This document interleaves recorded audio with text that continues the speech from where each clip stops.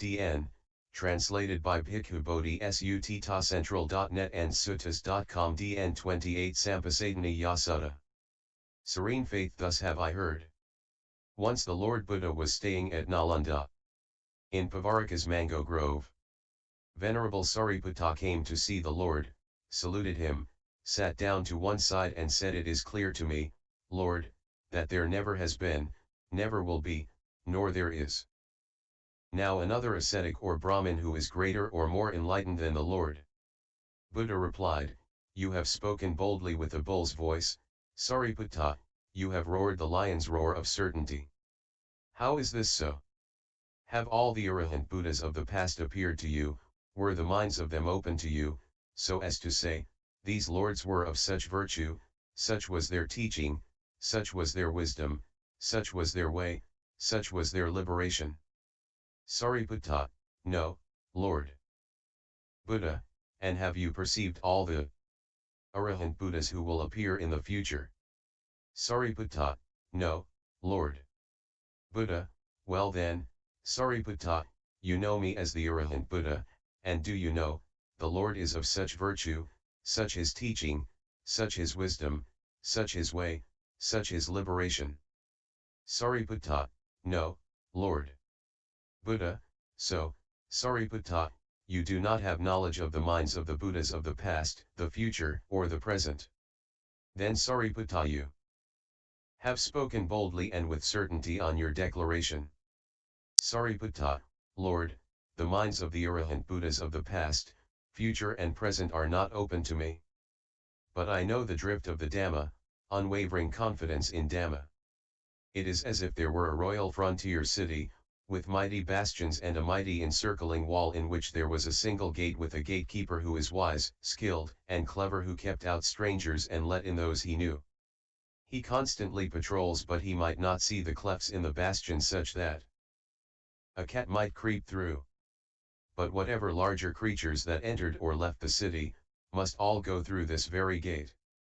And it seems to me, Lord, that the drift of the Dhamma is the same. All those arahant Buddhas of the past attained to supreme enlightenment by abandoning the 5 hindrances, abandoning defilements of mind which weaken understanding, having firmly established the 4 foundations of mindfulness in their minds, they realized the 7 factors of enlightenment as they really are. All the arahant Buddhas of the future will do likewise, and you, Lord, who are now the arahant, fully enlightened Buddha, have done the same." Sariputta continued to praise the Dhamma. "Once, I came to the Blessed Lord to listen to Dhamma and was taught the Dhamma most excellently and perfectly, contrasting the dark with the light. As the Blessed Lord taught, I gained insight into that Dhamma, and I established serene confidences in the teacher, that the Blessed Lord is a fully enlightened Buddha, that the Dhamma is well taught by the Blessed Lord, and that the order of monks is well trained. Also, the Blessed Lord's way of teaching Dhamma in regards to the wholesome factors is unsurpassed, that is to say, the 4 foundations of mindfulness, the 4 right efforts, the 4 roads to power, the 5 spiritual faculties, the 5 mental powers, the 7 factors of enlightenment, the Noble Eightfold Path. By these a monk, through the destruction of the corruptions, can in this very life, by his own superknowledge, realize and attain the corruption-free liberation of heart and liberation by wisdom, and abide therein. This is the unsurpassed teaching in regard to the wholesome factors. This the Blessed Lord fully comprehends the wholesome factors, and there is no other ascetic or Brahmin who is greater or more enlightened than the Blessed Lord. Sariputta, also unsurpassed is the Blessed Lord's way of teaching Dhamma in regard to the elucidation of the sense spheres. There are the 6 internal and external sense bases, eye and visible objects, ear and sounds, nose and smells, tongue and tastes, body and tactile, mind and mind objects. Also unsurpassed is the Blessed Lord's way of teaching Dhamma in regard to the 4 modes of rebirth. I descends into the mother's womb unknowing, stays there unknowing and leaves it unknowing. 2. 1 enters the womb knowing, stays there unknowing and leaves it unknowing. 3. 1 enters the womb knowing, stays there knowing and leaves it unknowing. 4. One enters the womb knowing, stays there knowing, and leaves it knowing. Knowingly and unknowingly refers to the rebirth consciousness from the past being into the new being upon death, whether they know their past life or they don't. No. Most people doesn't know unless they have attained certain levels of attainment. Sariputta, also unsurpassed, is the Blessed Lord's way of teaching Dhamma in regard to the telling of thoughts in four ways. 1. Thus, one tells by a visible sign, saying, this is what you think, this is in your mind, your thought is like this. 2. One tells not by a visible sign, but through hearing a sound made by humans, non-humans, or devas. 3. One tells not by a sound uttered but by applying one's mind and attending to something conveyed by sound. 4. One tells, not by any of these means, when one has attained a state of mental concentration without thinking and pondering by divining another's thoughts in one's mind, and one says, as far as so and so's mind force is directed, so his thoughts will turn to that thing. This is the unsurpassed teaching in regard to the telling of thoughts in four ways. Sariputta, also unsurpassed, is the Blessed Lord's way of teaching Dhamma in regard to the attainment of vision in four ways. Here, some ascetic or Brahmin, by means of ardor, endeavor, application, vigilance and due attention, reaches such a level of concentration that he considers 1. This body upwards from the soles of the feet and downwards from the crown of the head, enclosed by the skin and full of manifold impurities. 2. Having done above and gone further, he contemplates the bones covered with skin, flesh, and blood. 3. Having done above and gone further, he comes to know the unbroken stream of human consciousness as established both in this world and in the next.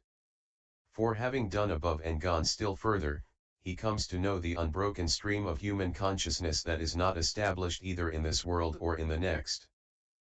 Sariputta, also unsurpassed, is the Blessed Lord's way of teaching Dhamma in regard to the designation of individuals. There are these 7 types. 1. The both ways liberated, one who has attained both dhyanas and insight. 2. The wisdom liberated, one who has attained wisdom or insight only. 3. The body witness.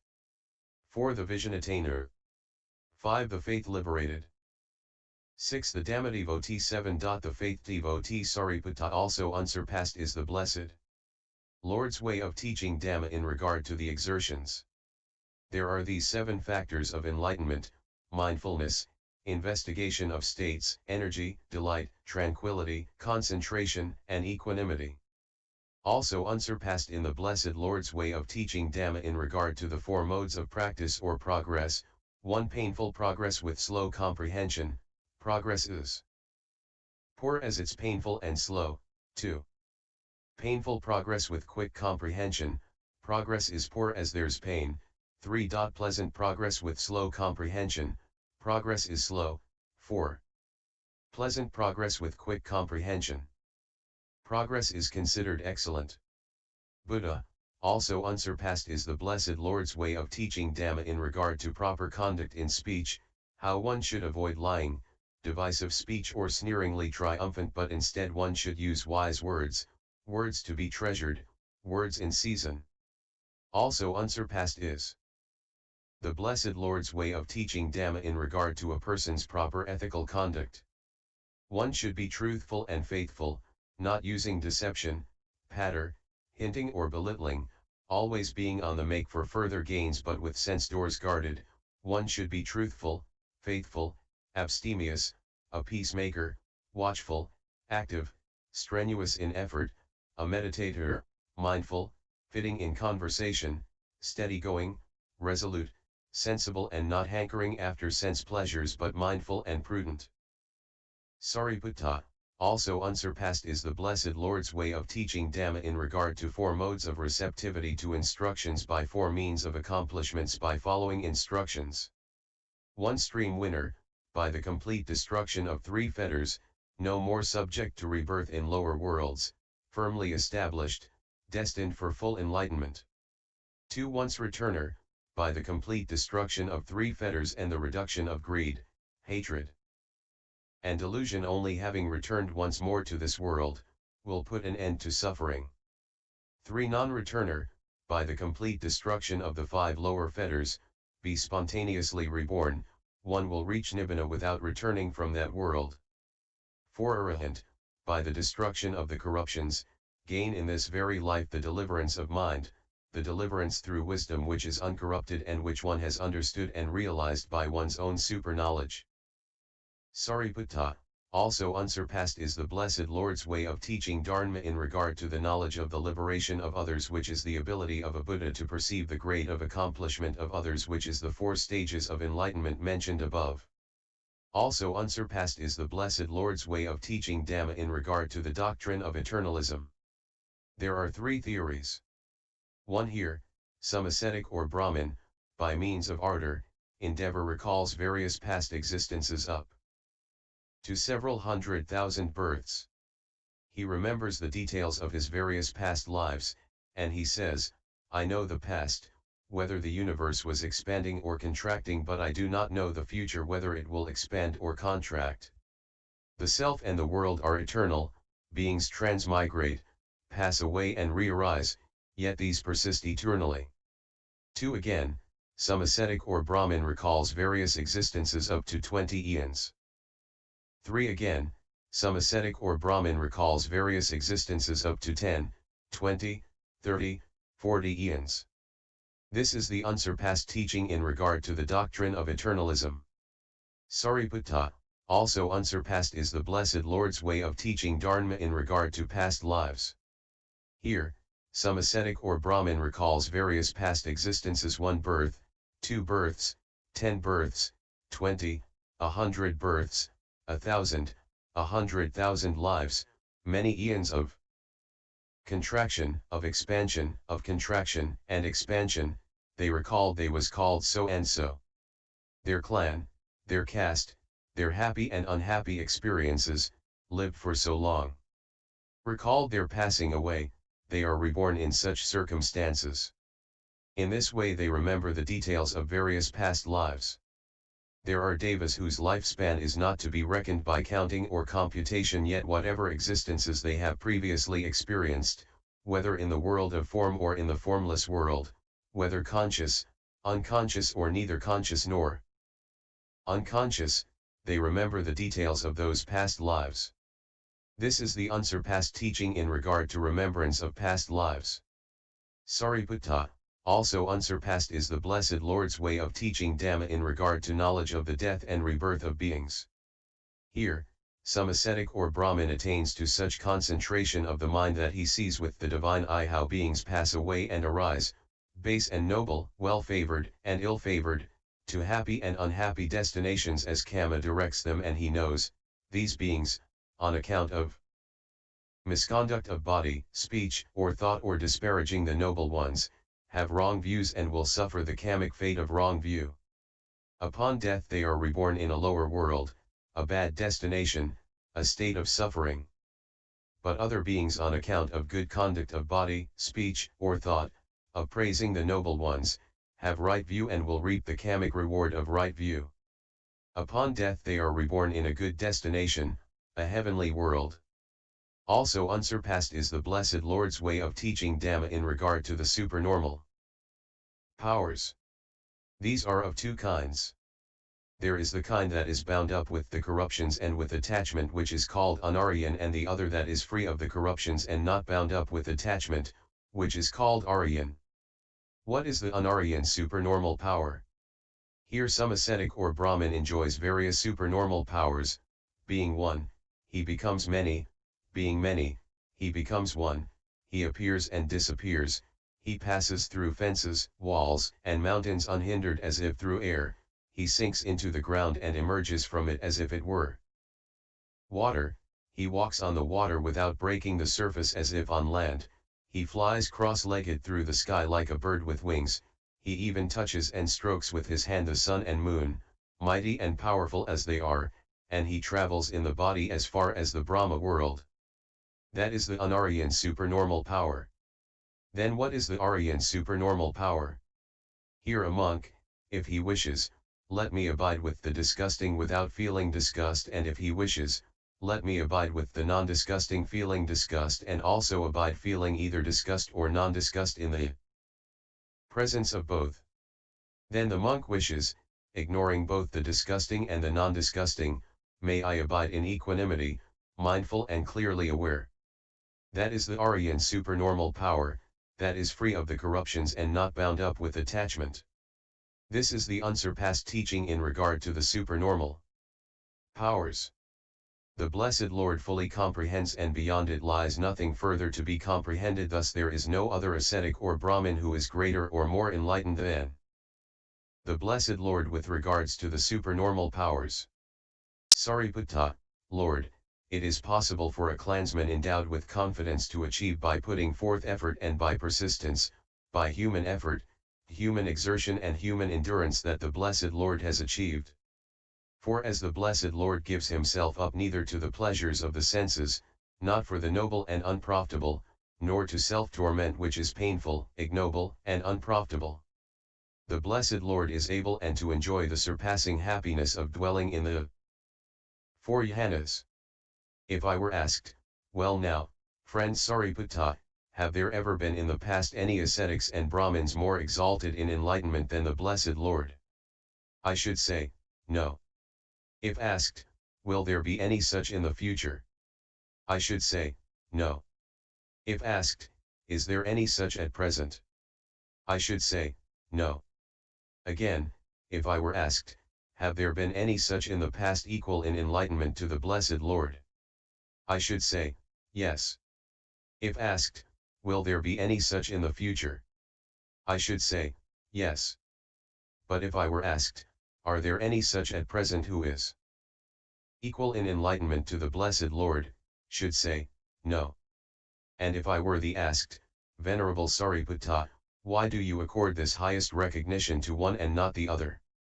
I should say, I have heard and received it from the Blessed Lord himself, there have been in the past and there will be in the future, Arahant Buddhas equal in enlightenment to myself.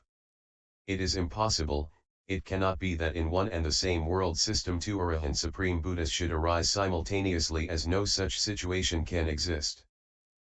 Sariputta, Lord, if I were to reply as above to such questions posted to me, would I be speaking in conformity with the Blessed Lord's word and not misrepresenting him by departing from the truth?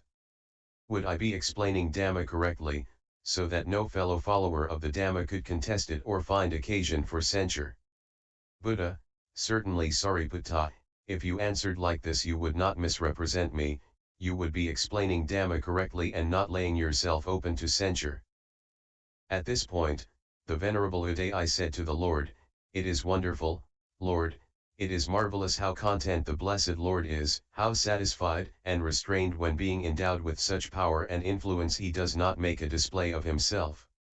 If the wanderers professing other doctrines were able to discern in themselves even one of such qualities, they would show off with a banner. Buddha, well then Udayi, just observe, so it is. If such wanderers were able to discern in themselves even one of such qualities, they would proclaim it with a banner. But the Tathagata is contented and he does not make a display of himself. Then Buddha said to Sariputta, so Sariputta, you should frequently speak about this matter to monks and nuns, to male and female lay followers. Should any ignorant people have doubts or queries about the Tathagata, they will clear their doubts and queries after listening to such talk. This was how the Venerable Sariputta proclaimed his confidence and faith in the Buddha. Thus the discourse is also known as the Serene Faith. In summary, this discourse is also known as the Serene Faith, as Sariputta at the start of the sutta confidently proclaimed his faith in the Buddha and his teachings, Dhamma, that no other ascetics can surpass. He then told Buddha why he has so much faith to make such a declaration.